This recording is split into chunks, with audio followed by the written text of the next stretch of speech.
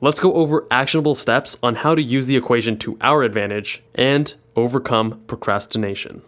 First, break down the steps. With any task you need to do, whether studying for an exam or completing a project, break it down to smaller steps. Doing so will increase expectancy in our procrastination equation, as smaller tasks seem much easier to accomplish than larger projects. While everyone has a different sweet spot, I find that being hyper-specific with timelines is very helpful for me.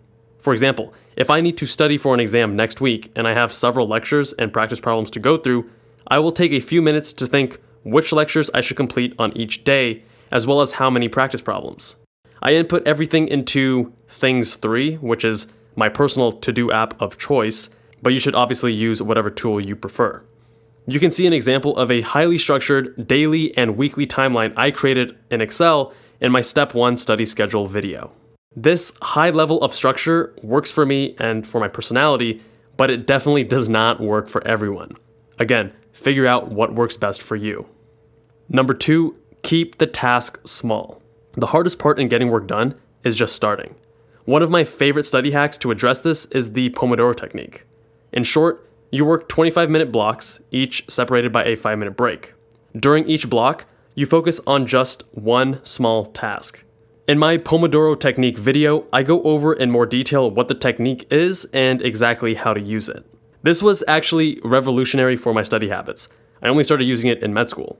And you may be thinking, how does this actually help me get started on my work? Going back to our equation, this increases expectancy. If I sat down to study and I told myself I need to study for 5 hours, I would definitely get distracted very, very easily. But if I instead tell myself I only need to study for 25 minutes on this one little task, it becomes far less daunting. And it becomes much easier to not only get started, but also stay focused for the 25-minute Pomodoro. Number 3, set the bar low. This is yet another trick to increase the expectancy in our equation. Set the goal to something less than what you are actually capable of. I have used this recently for my own meditation practice. When I set out to meditate 20 minutes every day, I only got around to doing it a couple times per week. It just felt like I never had time to actually sit down and do 20 minutes of meditation, so I rarely did.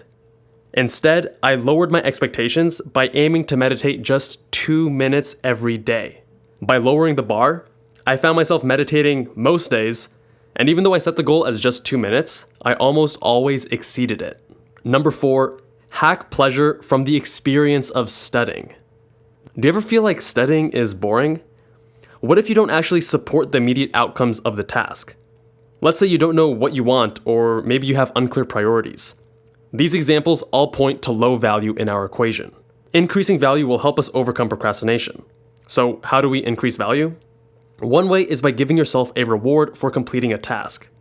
For example, you can reward yourself with a healthy and tasty meal, or by hanging out with your friends after and only after you finish your chemistry homework.